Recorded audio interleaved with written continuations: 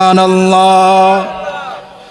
সাহাবায়ে কেরাম উলামা ওয়ারাসাতুল আম্বিয়ার প্রথম ওয়ারিস, সুবহানাল্লাহ বলেন না। যদি বলা হয় ওই সাহাবায়ে কেরামদের ভিতরে ক্লাসিফিকেশন আছে কিনা, শ্রেণী বিভাগ আছে কিনা, প্রথমে যারা আল্লাহর রসুলের দায়িত্বপ্রাপ্ত খলিফাতুল মুসলিমিন রয়েছে, সুবহানাল্লাহ বলেন না। খেলাফত রসুল্লাহ দুনিয়া থেকে বিদায় নেওয়ার পর 30 বছর আল্লাহর রসুলের খেলাফত দায়িত্ব প্রচলন ছিল। ওই দায়িত্ব প্যারা হাজরিন বলতে চেয়েছিলাম ওয়ালি কুল্লি কওমিন হাদ, খেয়াল রাখবেন ধারাবাহিকতা।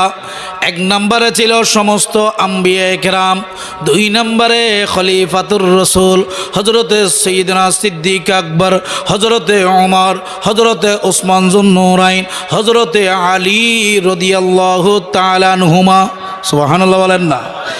এই তাদের 4 জন খলিফাতুর রসুল যারা খেলাফতের দায়িত্ব পালন করেছে।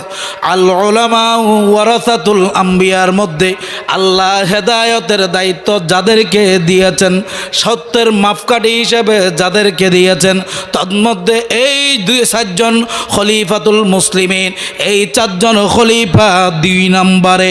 শুধু তাই নয়, আহলে বাইতের সদস্য যারা রয়েছে, সুবহানাল্লাহ বলেন না, যেহেতু আমার রসুল আমাদেরকে হাদিসের মাধ্যমে জানিয়ে দিয়েছেন আনা মদিনাতুল ইলম ওয়া আলিয়ু বাবুহা, সুবহানাল্লাহ বলেন না।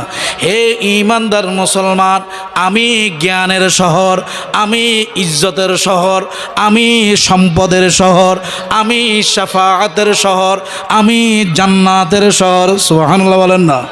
আনা মদিনাতুল ইলম ওয়া আলিয়ু বাবুহা, আমার আলী এই শহরে আসার জন্য দরজা, সুবহানাল্লাহ বলেন না।